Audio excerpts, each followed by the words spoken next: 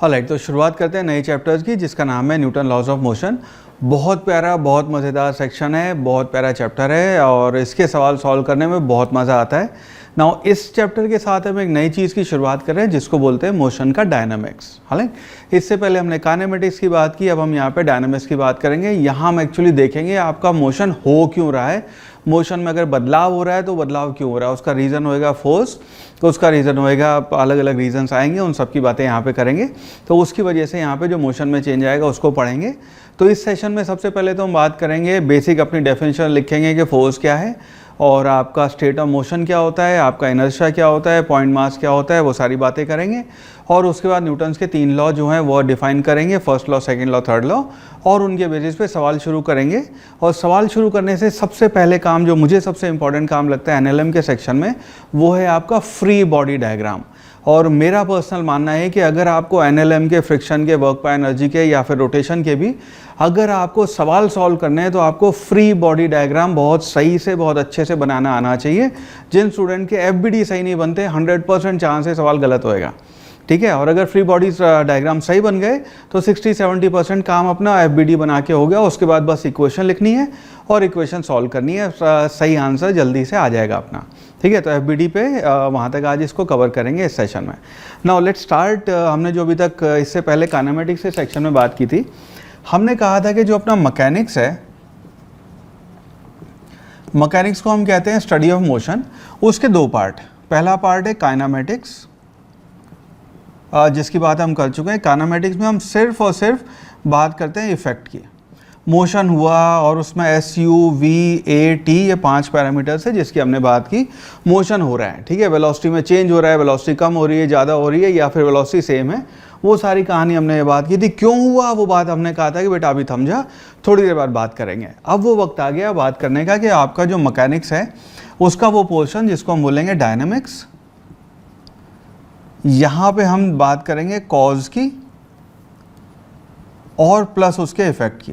हालांकि तो इफेक्ट की बात हो चुकी है, बट यहाँ एक बार फिर उसी इफेक्ट की बात होगी और यहाँ पे बहुत सारे पैरामीटर्स आएंगे, NLM, friction, work by energy, centre of mass, rotation, circular motion. जब ये सब यहाँ पढ़ेंगे तो इसका जो पार्ट आएंगे एक बार उसको लिस्ट कर लेते हैं। फोर्स आएगा, मोमेंटम आएगा, इनर्शिया आएगा, kinetic energy, potential energy, angular momentum और आपका टॉर्क, ये सारी कहानी, और एक इम्पल्स भी आएगा, एंड्स, और बहुत सारे और पैरामीटर्स हैं जो भी डायनामिक्स में अपने यहाँ आने वाले हैं, ठीक है। सो इन सब के बारे में अब हम यहाँ पे बात करना शुरू करेंगे कि एक्चुअली आपका जो मोशन है वो हो क्यों रहा है, ठीक है, उसमें चेंज क्यों हो रहे हैं, वो सारी बातें होंगी। Now before we start to do that, यहाँ पे कुछ बेसिक डेफिनेशन जो हैं उनको एक बार लिस्ट कर लेते हैं, उनके ऊपर डिस्कशन कर लेते हैं कि वो डेफिनेशन है क्या। सबसे पहले हम बात करते हैं फोर्स की। नाउ फोर्स को हम ऐसे डिफाइन करते हैं, force is defined as a push or a pull which causes or tends to cause motion। Force आपका वो पुश या पुल है जो आपका या तो मोशन एक्चुअली कॉज करे या फिर उसके इरादे हो मोशन कॉज करने के। ऑफकोर्स कॉज करे तो बड़ा सिंपल है कि मैं अगर किसी चीज़ को धक्का दे रहा हूँ और वो आगे मूव कर जाए, या किसी चलती हुई चीज़ को मैं धक्का दे के उसे खींच के रोकने की कोशिश करूँ तो वो फोर्स है। एट द सेम टाइम अगर मान लीजिए मैं इस दीवार को धक्का दे रहा हूँ, इस बोर्ड को धक्का दे रहा हूँ, तो मेरे इरादे हैं इसे मूव करने के, या मेरा जो फोर्स जो मैंने अप्लाई किया वो कम है इस दीवार को, इस बोर्ड को मूव करने के लिए, तो एक्चुअली मूव नहीं हुआ। उस केस में हम डिफाइन करते हैं फोर्स जो है वो आपकी टेंडेंसी भी अगर मोशन कॉज करने की है तो वो भी आपका फोर्स कहलाएगा। यहाँ पे जब हम फोर्स की बात करते हैं तो सबसे पहले फोर्स को हम क्वालिफाई कर लेते हैं। तो फोर्स को हम यहाँ पे 4 टाइप ऑफ फोर्सेस उसमें हम डिफाइन करते हैं। तो आपके जो टाइप्स ऑफ फोर्सेस होंगे उसको हम 4 टाइप के फोर्सेस लिखते हैं। तो सबसे पहले है इसको हम कहते हैं ग्रेविटेशनल फोर्स। ऑलराइट, जो हम ये बात करें बड़ी इंपॉर्टेंट बात है। किसी एक साइंटिस्ट को सिर्फ ये काम करने के लिए नोबेल प्राइज़ मिल गया था, तो उस टाइम पे ये यूनिफाइड थ्योरी बहुत इंपॉर्टेंट चीज़ थी, ठीक है। सो ये हम बात करें ग्रेविटेशनल फोर्स। दूसरे टाइप ऑफ फोर्स होते हैं उसको हम लिखते हैं इलेक्ट्रो मैग्नेटिक फोर्सेस। और थर्ड टाइप ऑफ फोर्सेस होते हैं जिसको हम बोलते हैं स्ट्रॉन्ग न्यूक्लियर फोर्सेस। और फोर्थ टाइप होएगा जिसको हम कहते हैं वीक न्यूक्लियर फोर्सेस।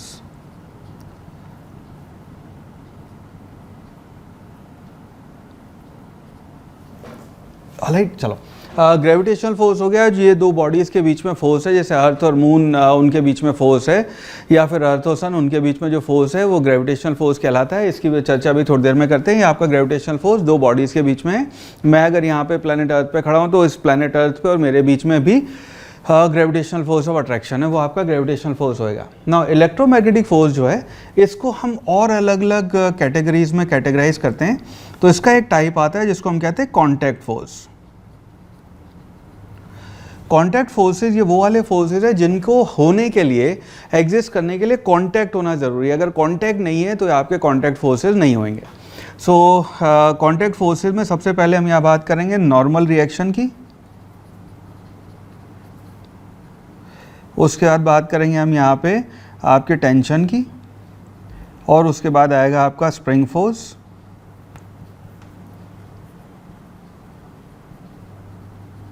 और फिर हम यह बात करेंगे फ्रिक्शन फोर्स की। राइट, ये सारे फोर्सेज अगर मैं आपसे पूछूं स्प्रिंग टाइप का फोर्स कौन सा है, तो spring type is contact electromagnetic force, friction force is contact electromagnetic force, ये आपका फोर्स है। ग्रेविटेशनल फोर्स अलग होएगा। सो ये आपके चार फोर्सेज हैं। इनके बारे में अगले जो दो चैप्टर्स हैं एनएलएम और फ्रिक्शन, उनमें इन चारों के ऊपर चर्चा होने वाली है। इसमें डिटेल में हम चारों फोर्सेज को अलग अलग करके पढ़ेंगे। सो पहले हम नॉर्मल रिएक्शन से चालू करेंगे, फिर टेंशन की बात करेंगे, उसके बाद इन दोनों का कॉम्बिनेशन आएगा, उसके बाद हम स्प्रिंग फोर्स की बात करेंगे, और अगले चैप्टर में फ्रिक्शन की बात करेंगे। इन चारों में एक चीज़ जो कॉमन है वो है आपका कि चारों आपके कॉन्टैक्ट फोर्सेज हैं। इसके अलावा और अगर इलेक्ट्रोमैग्नेटिक फोर्सेज की बात करें तो वो आएगा आपका जैसे इलेक्ट्रोस्टैटिक फोर्स। इलेक्ट्रोस्टैटिक फोर्स इसके बारे में हम 12th क्लास में बात करेंगे। उसके बाद आएगा आपका मैग्नेटिक फोर्स, और उसके बाद आपका बायोंसी फोर्स, उसके बाद आपका विस्कस फोर्स। ये सारे फोर्सेज जो हैं इनका नेचर आपका इलेक्ट्रोमैग्नेटिक फोर्स होएगा, बिकॉज इनका reason electromagnetic attraction, electromagnetic nature है इनका। क्या स्ट्रॉन्ग न्यूक्लियर फोर्सेज आपके सिलेबस का पार्ट है? Answer is yes. क्या इसको हम अपने फिजिक्स के सिलेबस में पढ़ेंगे? Answer is yes. Strong nuclear forces के बारे में चर्चा होगी जब हम मॉडर्न फिजिक्स पढ़ेंगे, और वहाँ पे हम बात करेंगे आपकी न्यूक्लियर फिजिक्स की। तो वहाँ पे आप बात करेंगे स्ट्रॉन्ग न्यूक्लियर फोर्स के लिए, बिकॉज आपके दो अगर प्रोटॉन्स हैं उनके बीच में आपका इलेक्ट्रोमैग्नेटिक रिपल्शन है, लेकिन एक छोटे से न्यूक्लियस में दोनों भाईचारे से रहते हैं, तो उनके बीच में बहुत ज़्यादा स्ट्रॉन्ग अट्रैक्टिव न्यूक्लियर फोर्स होएगा। उसी वजह से दो प्रोटॉन एक साथ, या दो प्रोटॉन या न्यूट्रॉन न्यूट्रॉन एक साथ एक न्यूक्लियस में happily they exist. Weak nuclear forces है, क्या ये आपके सिलेबस का पार्ट है? आंसर है। क्या ये हमारे सिलेबस का पार्ट है? Answer no. ये वाला जो वीक न्यूक्लियर फोर्स है इसको हम पढ़ते हैं वैन डेर वाल्स फोर्सेज। ये आप केमिस्ट्री में ज़्यादा पढ़ेंगे, फिजिक्स में इसको हम सिर्फ हल्का सा डिस्कस करके छोड़ देते हैं, और बहुत ज़्यादा फिजिक्स में इसके ऊपर इस लेवल पे 11th-12th में हम चर्चा नहीं करते हैं। पर ये आपके सिलेबस का पार्ट है, इसको आप पढ़ेंगे केमिस्ट्री वाले सेक्शन में। तो ये आपके फोर्सेस का वो है ब्रेकअप है कि इस टाइप के फोर्सेस होते हैं। मैं आपको सलाह दूंगा कि अपनी स्क्रीन पॉज करके इसका स्क्रीनशॉट ले लें, बिकॉज ये अंडरस्टैंडिंग होना बड़ा ज़रूरी है। इसके ऊपर बहुत अच्छे थ्योरेटिकल सवाल बनते हैं, और सिर्फ अच्छे स्टूडेंट ही इसका आंसर दे पाते हैं। मैं चाहता हूँ आपको ये बात पता हो।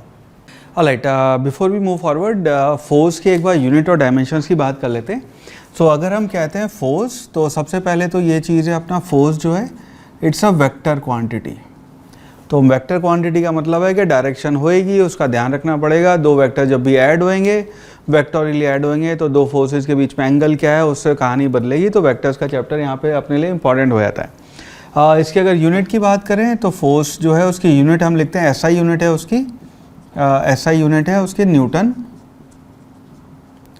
जिसको हम अक्सर N से भी डिनोट करते हैं। तो 5 न्यूटन का फोर्स, 10 न्यूटन का फोर्स आपको 5N या 6N या 10N उस फॉर्मेट में दिखेगा।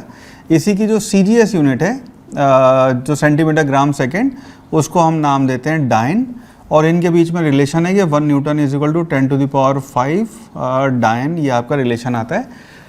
इसके अगर डायमेंशंस की बात करें तो इसकी डायमेंशन जो आएंगी वो आपकी बन जाती है MLT-2, ये आपकी फोर्स की डायमेंशंस होंगी। अगेन ये डायमेंशंस हमने ध्यान रखनी है, सवाल सॉल्व करने में हेल्प देता है। डायमेंशंस आपको पता होनी चाहिए फोर्स की। ये हो गई अपनी फोर्स की बात। नाउ यहाँ पे कुछ और छोटी छोटी डेफिनेशंस है, पहले उनको कवर कर लेते हैं। तो सबसे पहली बात तो यहाँ पे एक चीज़ जिसको हम बहुत ज़्यादा यूज़ करेंगे उसे बोलेंगे हम पॉइंट मास। और पॉइंट मास पढ़ते हैं हम यहाँ पे एक सिस्टम जो मानते हैं उसको हम यहाँ बात करते हैं पार्टिकल सिस्टम या फिर पार्टिकल डायनामिक्स।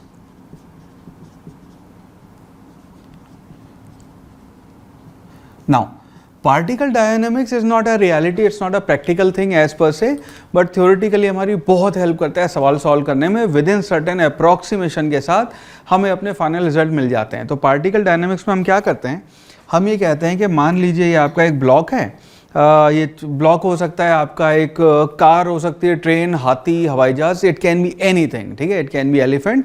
उन सब को हम मानते हैं कि वो सारा उनका जो मास है वो एक पॉइंट पे कंसंट्रेटेड है and we call that point as a point mass. So उसका सारा मास हम एक पॉइंट पे कंसंट्रेटेड मान लेते हैं, कॉल्ड पॉइंट मास। नाउ अब अगर आपने मुझसे सवाल पूछा कि सर ये पॉइंट मास कौन सा है जिस पे आप कंसंट्रेटेड मान रहे हो, मैं यहाँ पे इस वक्त आपको बोलूँगा बेटा थोड़ा सा थम जा, इस पॉइंट मास की लोकेशन क्या है, इसको कैसे निकालते हैं, ये सारी बातें हम करेंगे सेंटर ऑफ मास के चैप्टर में, कि जहाँ पे हम इसको कंसंट्रेटेड मान रहे हैं।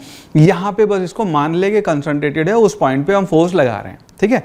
अगर आपने उसके बाद मुझसे सवाल पूछा कि सर अगर फोर्स मान लो जो आप लगा रहे हो उससे इस सेंटर ऑफ मास या जो भी पॉइंट है उस पर नहीं लगा तो क्या होएगा, मैं कहूँगा बेटा थम जा, उसकी बात हम करेंगे जब रोटेशन का चैप्टर पढ़ेंगे, ठीक है। सो रोटेशन में ऑफकोर्स फिजिक्स जो है वो अपनी सारी चीज़ें कवर करती है, अपने आप में कंप्लीट साइंस है। सो इसको अगर हम कहें कि ये आपका एक ब्लॉक है, इस ब्लॉक के ऊपर आपने मान लीजिए यहाँ पे एक फोर्स लगाया, हम यहाँ पे एनएलएम में और इसको फ्रिक्शन में, वर्क पर एनर्जी में ऐसे पढ़ेंगे कि ये आपका सारा मास आपने इस एक पॉइंट पे कंसंट्रेटेड माना हुआ है और उसके ऊपर एक फोर्स लग रहा है। मान लो इसके ऊपर एक और फोर्स इस डायरेक्शन में यहाँ पे लग रहा है, कोई ऊपर खींच रहा है, ये F1 है, ये F2 है, तो इसी पॉइंट पे हम मानेंगे आपका F1 F2 लग रहा है, इसी पॉइंट पे ये दोनों फोर्सेज अप्लाई हो रहे हैं, ऐसा हम यहाँ पे मानेंगे। ये आपके पॉइंट मास को या पार्टिकल डायनामिक्स में हम ऐसे पढ़ते हैं, ठीक है। अजम्पशंस हैं क्या प्रैक्टिकल, और वो सारी बातें अभी थोड़ी देर में करेंगे। अभी के लिए इस पूरे चैप्टर को हम पॉइंट मास मान के पार्टिकल डायनामिक्स की बात करेंगे। एक और चीज़ यहाँ पे जो हमारे लिए इंपॉर्टेंट हो जाती है, प्रॉपर्टी या डेफिनेशन, जिसको हम बोलते हैं इनर्शिया।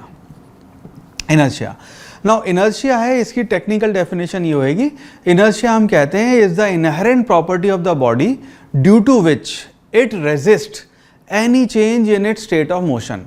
मतलब यह है कि इनर्शिया हर बॉडी की वो इनहेरेंट प्रॉपर्टी है जिसकी वजह से वो रेजिस्ट करती है, वो नहीं चाहती, अगर वो कांस्टेंट मोशन पे चल रही है, कांस्टेंट वेलोसिटी पे है तो वो उस पे ही चलती रहेगी, अगर वो रुकी हुई है तो रुकी रहेगी। उस प्रॉपर्टी को बोलते हैं हम इनर्शिया।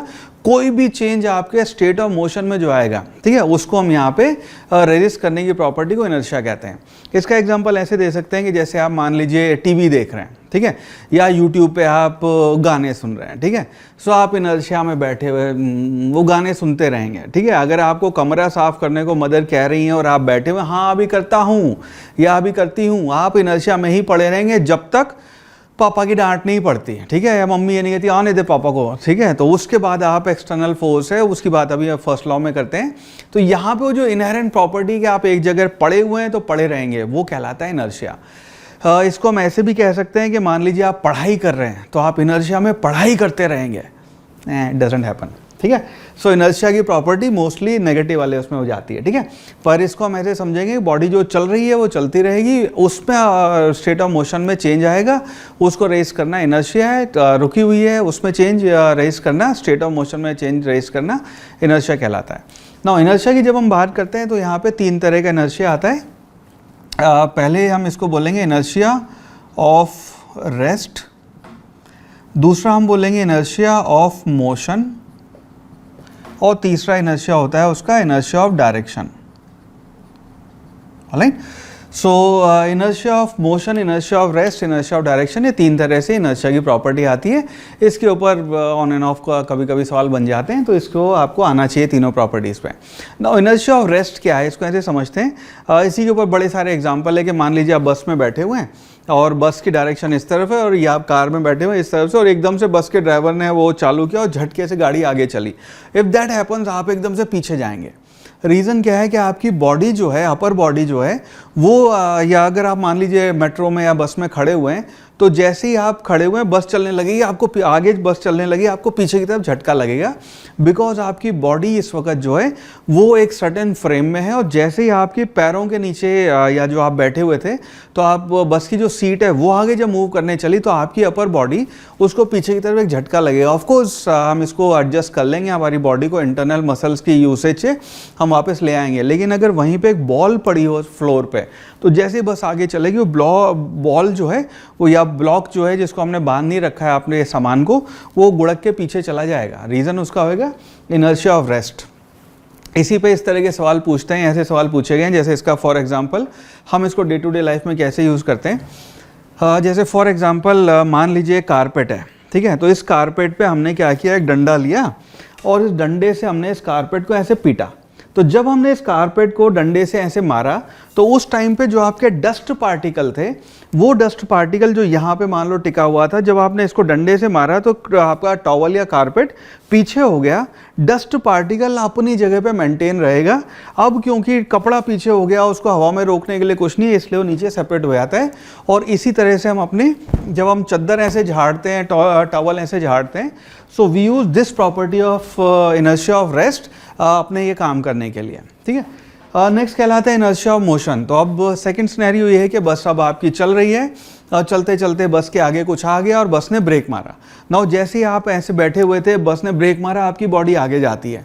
उसका रीज़न ये है कि बॉडी आपकी अब उस फ्रेम में आ गई है कि जो उस बस के साथ साथ सीधी जा रही है। अचानक से बस रुकी है तो उस केस में आपकी अपर बॉडी आगे जाएगी, फॉर द सिंपल रीज़न कि वहाँ पे हम हर अपना स्टेट ऑफ मोशन में चेंज अवॉइड करेंगे। थर्ड चीज़ कहलाती है इनर्शिया ऑफ डायरेक्शन। अगेन आप बस में या कार में बैठे हुए हैं और कार ने ऐसे टर्न लिया है, जैसे फॉर एग्जांपल ऑलराइट BMW, ठीक है।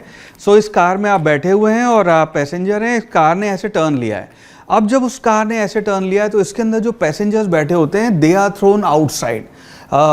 थ्रोन आउटसाइड का मतलब उन्हें बाहर की तरह एक फोर्स लगता है, वो फोर्स लगा due to inertia of direction. क्योंकि जब आपकी कार ऐसे टर्न हुई है तो आपकी बॉडी इस फ्रेम में है, एक सेंट्रीफ्यूगल फोर्स आएगा जो बॉडी को बाहर की तरफ धक्का देगा, ठीक है।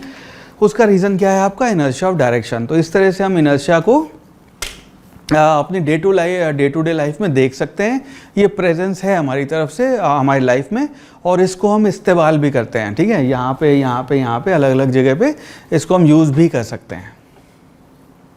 इनर्शिया, अगर किसी बॉडी का कितना इनर्शिया है, इस बात का सूचक जो होता है इनर्शिया, हम इसको रिप्रेजेंट करते हैं कि इनर्शिया जो है उसको आप रिप्रेजेंट करते हैं मास से।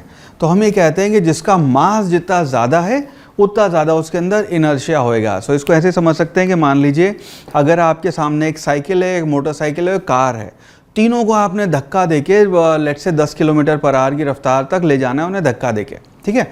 If that is the case, तो साइकिल को धक्का देना सबसे ज़्यादा आसान होएगा, या चलती हुई साइकिल को रोकना सबसे ज़्यादा आसान होएगा as compare to motorcycle and car, for the simple reason कि जितना ज़्यादा मास है उतना ज़्यादा आपका इनर्शिया है। तो जितना इनर्शिया उतना मास, जितना मास उतना इनर्शिया। ऐसा हम यहाँ पे इस वाले सेक्शन में जब हम क्लासिकल मैकेनिक्स पढ़ते हैं, इस वाले सेक्शन में हम मास से इनर्शिया को मास से डिनोट करते हैं। ऑलराइट, नेक्स्ट डेफिनेशन की बात करते हैं जिसको कहते हैं मोमेंटम। बहुत ही इंपॉर्टेंट डेफिनेशन है अपने लिए मोमेंटम, जिसको आप छोटे पी से भी डिनोट करते हैं। नाउ मोमेंटम हम ऐसे डिफाइन करते हैं कि amount of motion contained in a body. तो आप ये बॉडी का है, उसके ऊपर फोर्स लगा, मास इनटू एक्सेलरेशन से वो सारी कहानी होएगी। पर मोमेंटम हम जो डिफाइन करते हैं, आपकी वेलोसिटी आ गई, बॉडी की एक्सेलरेशन आ गया, कितना फोर्स लगा, ये सब पता चल गया। हम यहाँ पे कहते हैं मोमेंटम इज़ कि उस बॉडी में कितना आपका मोशन कंटेंट है, और इसको हम डिफाइन करते हैं P is equal to mv। Right, momentum पे ज़्यादा चर्चा तब होएगी जब हम सिस्टम ऑफ पार्टिकल या उस टाइम पढ़ रहे होंगे। तो हम बात करेंगे NLM, friction, work by energy. उसके बाद मोमेंटम और कोलिजन और कंजर्वेशन ऑफ मोमेंटम की हम एक साथ उस सेक्शन में बात करेंगे। पर यहाँ पे इंट्रोड्यूस कर लेते हैं because second law of motion में मोमेंटम आता है। सो मोमेंटम में उसकी डेफिनेशन हो जाएगी इस amount of motion contained in a body, और उसको कैलकुलेट करते हैं हम मास टाइम्स वेलोसिटी से। ऑलराइट, चलो फटाफट बात कर लेते हैं न्यूटन के 3 लॉज ऑफ मोशन की, ठीक है। न्यूटन ने 3 लॉज ऑफ मोशन दिए। सो पहला लॉ है, लॉ कहता है, this is first law of motion. So ये तीनों लॉज जो हैं ये आपके मोशन का नेचर, मोशन में क्या होने वाला है और कितना हो रहा है, क्या होएगा, वो सबको डिफाइन करते हैं। पहला लॉ ये कहता है कि system will remain in its position of rest और uniform motion until unless an external force is applied on it. इस लॉ को हम लॉ ऑफ इनर्शिया भी कहते हैं. सो ये आपका लॉ ऑफ इनर्शिया भी कहलाता है. सो इस लॉ में ये है कि हम ये कह रहे हैं कि कोई एक सिस्टम अगर रेस्ट पे है, रेस्ट पे रहेगा. कोई अगर यूनिफॉर्म मोशन में चल रहा है तो यूनिफॉर्म मोशन में ही चलता रहेगा until unless an external force is being applied on it. इसको लॉ ऑफ इनर्शिया भी कहते हैं. सिंपल सा मतलब ये कि अगर आप पढ़ाई कर रहे हैं तो आप पढ़ाई ही करते रहेंगे. टीवी देख रहे हैं, यूट्यूब पे गाने देख रहे हैं, गाने ही देखते रहेंगे, या लिथार्जी में पड़े हुए हैं वो ऐसे ही पड़े रहेंगे until unless पापा की डांट पड़ेगी या फिर कोई एक्सटर्नल फोर्स आएगा कि तो उसकी वजह से आपके मोशन में या उसकी वजह से आपके स्टेट ऑफ मोशन में चेंज आएगा. That is law of inertia. Second law कहता है, तो पहले लॉ ने तो बताया, सेकंड लॉ बड़े सीक्वेंशियल हैं. ये लॉ बहुत ही इंटरेस्टिंग वो है. पहला लॉ ये कहता है कि बिना फोर्स के मोशन का, बिना फोर्स के आपके स्टेट ऑफ मोशन में चेंज नहीं आएगा. दूसरा लॉ ये कहता है कि वो कितना चेंज आएगा उसको अगर हमें कैलकुलेट करना हो तो उसके लिए सेकंड लॉ है. सेकंड लॉ ये कहता है कि आपका जो rate of change of momentum है, कि जो बॉडी का पहले मोशन था वो टाइम के साथ कितना चेंज हो रहा है, वो इस बात पे डिपेंड करेगा कि आपका फोर्स कितना है. इसका मतलब ये है कि अपना लॉ ये कहता है कि dp/dt न्यूटन ने लॉ दिया इज इक्वल टू फोर्स. ठीक है, दोनों वेक्टर क्वांटिटी है. तो हम ये कहते हैं कि आपके स्टेट ऑफ मोशन में या आपके मोशन में कितना चेंज आएगा पर यूनिट टाइम, वो इस बात के प्रोपोर्शनल होएगा कि आपका फोर्स कितना लग रहा है. थर्ड लॉ ये कहता है, आपका थर्ड लॉ है वो ये कहता है कि कभी भी कोई भी फोर्स दुनिया में अकेला नहीं रहता है. So force always exist in pair of action reaction. आपके एक्शन रिएक्शन का पेयर होएगा. इसी के ऊपर बहुत सारी पैरोडीज और इसके ऊपर बहुत सारी वो चीज़ें भी सुनी हुई है. एक ने एक को थप्पड़ मारा, उसने वापस थप्पड़ मारा, एक्शन रिएक्शन. ठीक है, सो यहाँ पे हम बात करते हैं कि force does not exist stand alone. Force always exist in pair of action and reaction. तो अगर हमने एक एक्शन लगाया हमें इक्वल एंड अपोजिट रिएक्शन मिलेगा, ये आपका फोर्स है. ठीक है, इसको ऐसे मैं आपको समझा सकता हूँ. आई थिंक मैं इसको ऐसे समझा सकता हूँ कि मैंने ये 3 साल के मेरे अपना जो बेटा है 3 साल का, उसको कैसे समझाया. So one day he was running around, कमरे में उधर भाग रहा था, भागते भागते टेबल से टकरा गया. और जब वो टेबल से टकराया तो उसको चोट लगी और वो ज़मीन पे लेट गया और या बैठ गया. उसके बाद वो भैं करके रोने लगा. एंड ही वॉज ऑल, मेरे को चोट लग गई, हुई और and he was all crying. अब अगर आपका बाप फिजिक्स का टीचर हो, फिजिक्स का मास्टर हो, this is what happen. So I asked him कि बेटा आपको पता है इस वक्त न्यूटन का थर्ड लॉ ऑफ मोशन क्या कहता है. बाकी सारे पेरेंट्स कहते हैं उनका ध्यान भटकाने के लिए चींटी मर गई और बाबा आ जाएगा और समथिंग. बट एक फिजिक्स टीचर ही कहता है कि बेटा आपको पता है न्यूटन का थर्ड लॉ यहाँ पे अप्लाई होता है और वो क्या कहता है. एंड ही वॉज लाइक क्या कहता है. सो देन आई सेड कि बेटा थर्ड लॉ ऑफ मोशन ये कहता है कि जितनी चोट आपको लगी उतनी ही चोट टेबल को लगी है. एंड ही वाज लाइक नहीं मेरे को ज़्यादा लगी. मैंने कहा नहीं, टेबल को भी उतनी लगी है जितनी आपको लगी थर्ड लॉ से, पर आप रो रहे हैं, टेबल तो नहीं रो रही है. And then of course he got distracted. So third law of motion ये कहता है कि फोर्स आपका always exist in pair of action and reaction. So जितनी चोट टेबल को लगी उतनी चोट उस बालक को लगी है. जितनी मैं यहाँ पे नीचे खड़ा होकर यहाँ पे mg फोर्स लग रहा है, ये मुझे नॉर्मल रिएक्शन वापस आपका एक खैर इसके ऊपर हम थर्ड लॉ पे डिटेल में जब बात करेंगे. So then will talk more on this. तो ये आपका थर्ड लॉ है. यहाँ पे लॉज हमने इंट्रोड्यूस कर दिए. अब इनको इस्तेमाल करके प्रॉब्लम सॉल्व करना चालू करते हैं. सो सबसे पहले फोर्स जो हमने बात की थी, जिन फोर्सेस की हमें ज़रूरत पड़ेगी, सबसे पहले उन फोर्सेस की बात करते हैं, उसके बाद FBD बनाना स्टार्ट करते हैं. यहाँ पे फोर्सेस की सबसे पहले बात करते हैं. तो सबसे ज़्यादा अपने को NLM में जो ज़रूरत पड़ेगी फोर्स की, वो है आपका ग्रेविटेशनल फोर्स. ना इसको हमने पहले क्लास 9th में एक बार पढ़ा हुआ है. ग्रेविटेशन का एक चैप्टर भी आता है, उसमें इसको और डिटेल में पढ़ेंगे. तो दो आपकी बॉडीज़ हैं, ये आपकी अर्थ और मून हो गया. इन दोनों के बीच में जो फोर्स लगता है उसको हम डिफाइन करते हैं Gm/m/r². अगर कोई एक बंदा है वो प्लैनेट अर्थ पे मान लीजिए यहाँ पे ऐसे खड़ा हुआ है, सो इन दोनों के बीच में एक फोर्स लग रहा है जिसको आप कहते हैं Gmm/r². यहाँ पे आपका G ग्रेविटेशनल कांस्टेंट है, m यहाँ पे मास ऑफ अर्थ है, m इस बंदे का मास है, r आपका रेडियस ऑफ अर्थ है, because you are standing on the surface of earth, तो रेडियस ऑफ अर्थ है. नाउ इसको जब हम कैलकुलेट करते हैं तो Gm/r² इसकी वैल्यू आ जाती है, जिसको हम छोटा g बोलते हैं. वो होता है 9.8 मीटर पर सेकेंड स्क्वायर. इसको सिंपल शब्दों में हम यहाँ पे या सवाल को आसान करने के लिए हम अप्रॉक्सीमेटली यहाँ पे 10 मीटर पर सेकेंड स्क्वायर भी यूज़ कर लेते हैं. राइट. सो आपका जो ग्रेविटेशनल फोर्स हो जाएगा हमारे लिए वो हो जाएगा mg, और mg की डायरेक्शन हमेशा डायरेक्टेड होएगा, इसका directed towards centre of earth. Alright, so ये जो फोर्स है ये आपका हमेशा सेंट्रल फोर्स कहलाता है ये। तो ये जो आपके दो ऑब्जेक्ट्स हैं, जैसे फॉर एग्जांपल आपके दो ऑब्जेक्ट्स हैं अर्थ और मून, या कोई भी दो गेंदे हैं, इन दोनों के जो centre to centre line join कर रही है, ये आपका ग्रेविटेशनल फोर्स हमेशा उस सेंट्रल लाइन पे होएगा।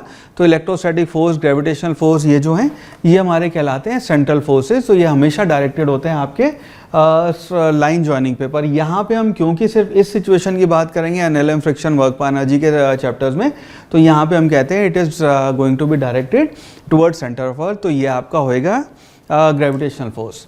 नेक्स्ट टाइप ऑफ फोर्स जो यहाँ पे एनएलएम में आपको बहुत देखने को मिलेगा, उसको हम कहते हैं normal reaction, normal reaction force. Now इसको किताबें जब हम देखेंगे तो इसको बहुत बार आप एन से भी डिनोट करते हैं या फिर आर से भी डिनोट किया होता है। तो नॉर्मल का एन ले लिया या रिएक्शन का आपने आर ले लिया, तो ये आपका नॉर्मल रिएक्शन फोर्स कहलाता है। नाउ नॉर्मल रिएक्शन फोर्स की अगर हम प्रॉपर्टीज़ की बात करेंगे तो सबसे पहले तो इलेक्ट्रोमैग्नेटिक कॉन्टैक्ट फोर्स से बात अपनी ऑलरेडी हो गई है। उसके बाद हम कहते हैं नॉर्मल रिएक्शन जो फोर्स है that is always perpendicular to the surface. तो आपका जो नॉर्मल रिएक्शन फोर्स है वो हमेशा आपके सरफेस के परपेंडिकुलर होएगा। नाउ इसको अच्छे से समझते हैं, इसका मतलब क्या है, बिकॉज यहाँ मैं इसलिए समझा रहा हूँ बिकॉज अक्सर स्टूडेंट इसको गलत डिफाइन करते हैं और इसकी वजह से सवाल गलत करते हैं, बट ये बेसिक्स आपके क्लियर होने चाहिए। सो से फॉर एग्जांपल दो सरफेस ले लेते हैं और नॉर्मल की बात करते हैं। तो से फॉर एग्जांपल अगर हम बात करेंगे ये आपकी एक सरफेस है, इस सरफेस के ऊपर मान लो मैंने एक ब्लॉक रखा हुआ है। तो नाउ इस ब्लॉक और इस सरफेस के बीच में अब आपका एक नॉर्मल रिएक्शन फोर्स आएगा। नॉर्मल रिएक्शन फोर्स जो है वो हमेशा सरफेस के परपेंडिकुलर होएगा। नाउ अगर इस ब्लॉक की और इस सरफेस की बात की जाए तो यहाँ पे परपेंडिकुलर दो डायरेक्शन हो जाएंगी। एक डायरेक्शन आपकी हो जाएगी ऊपर की तरफ, एक डायरेक्शन हो जाएगी नीचे की तरफ। यहाँ पे कई बार लोग कंफ्यूज हो जाते हैं, बहुत ही बेसिक कॉन्सेप्ट है, बट अक्सर एफबीडी जब बनाते हैं वहाँ पे लोग कंफ्यूज हो जाते हैं कि डायरेक्शन ऊपर होगी या नीचे होगी। नाउ यहाँ पे जो हम लिखते हैं डायरेक्शन के लिए एक और लाइन यहाँ पे हम लिखते हैं, सो नॉर्मल फोर्स जो है that is always pushing. Always pushing का मतलब यह है कि नॉर्मल फोर्स हमेशा टमाटर को जैसे हम दबाते हैं वैसे नॉर्मल फोर्स हमेशा उस बॉडी की शेप चेंज करने की कोशिश करेगा। इसको आप ऐसा माने कि normal force is always pushing. तो इसका मतलब यह है, इसका तात्पर्य यह है कि जब हम एफबीडी बनाएंगे तो अगर ब्लॉक का एफबीडी अगर आप बना रहे हैं तो ये जो वुडन ब्लॉक है इसका एफबीडी बनाएंगे तो इस सरफेस ने, जो नीचे आपकी सरफेस है, इस सरफेस ने जब इसके ऊपर फोर्स लगाया तो इस डायरेक्शन में होएगा। ठीक है, तो उसकी फोर्स की इस डायरेक्शन में होएगा फॉर द सिंपल रीजन कि ये फोर्स परपेंडिकुलर है आपके कॉन्टैक्ट सरफेस के, and at the same time ये आपका जो फोर्स है ये इस वुडन ब्लॉक को दबाने की कोशिश करेगा। नाउ अगर इस वुडन ब्लॉक की वजह से इस सरफेस पे आप फोर्स की बात करेंगे तो ये नीचे की तरफ उसकी डायरेक्शन होगी फॉर द सिंपल रीजन ये ब्लॉक इस सरफेस को दबाने की कोशिश कर रहा है। सो आपका नॉर्मल फोर्स जो है वो ऑलवेज पुशिंग होएगा। ठीक है, ये अगर दो चीज़ें ध्यान रख लेंगे तो नॉर्मल की डायरेक्शन में कभी कोई पंगा नहीं होएगा।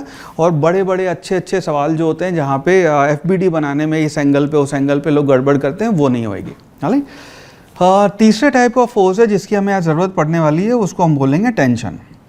टेंशन होता है ये हमेशा आपकी रस्सी में टेंशन आएगा। अगेन टेंशन आपका इलेक्ट्रोमैग्नेटिक कांटेक्ट फोर्स है, कांटेक्ट होना चाहिए। रस्सी जब टचिंग होएगी, नॉर्मल भी आपका कांटेक्ट फोर्स है। अगर मैं इससे टचिंग हूँ और मैंने इसको ऐसे पीछे धक्का दिया है तभी दीवार ने मुझे नॉर्मल रिएक्शन दिया। अगर मैं ऐसे खड़ा हो जाऊँ, दीवार से दूर हूँ यहाँ से, तो कोई नॉर्मल रिएक्शन नहीं है। मैं इस जगह पे खड़ा हूँ तो यहाँ नॉर्मल रिएक्शन इस प्लेटफॉर्म से मुझे मिल रहा है, वहाँ पे नॉर्मल रिएक्शन नहीं है। ठीक है, टेंशन जो है उसके बारे में हम ये कहते हैं कि टेंशन जो है that will be always pulling, और ये this will always be along the rope या फिर स्ट्रिंग। तो अगर आप एक ब्लॉक को पकड़ के खींच रहे हैं, आपने इस ब्लॉक को ऐसे रस्सी से खींचा है, तो टेंशन जो है वो हमेशा आपकी पुल करेगी, टेंशन आपकी हमेशा इसको खींचेगी, ठीक है। और टेंशन से आप रस्सी से कभी भी धक्का नहीं दे सकते हैं, रस्सी से आप खींच सकते हैं। सो यहाँ पे टेंशन हमेशा पुलिंग होएगी और उसकी अलोंग द लेंथ, जो आपकी रस्सी की लेंथ है, टेंशन हमेशा उसकी होएगी और टेंशन के कंपोनेंट आपके अलोंग द लेंथ कभी भी नहीं आएंगे, मतलब वो उसके रस्सी के अलोंग ही होएगा, उसके कंपोनेंट इधर उधर नहीं जाएंगे, ठीक है। अब उसको ब्रेक करने के लिए, सवाल सॉल्व करने के लिए टेंशन के हम हॉरिजॉन्टल और वर्टिकल कंपोनेंट ले लेंगे, that's a separate scenario, but tension की डायरेक्शन हमेशा अलोंग द रोप या अलोंग द स्ट्रिंग होएगी, ठीक है। ये अपनी टेंशन की वो है। अब इसके बाद एफबीडी बनाना स्टार्ट करते हैं, जहाँ पे हम इन तीनों का इस्तेमाल करेंगे।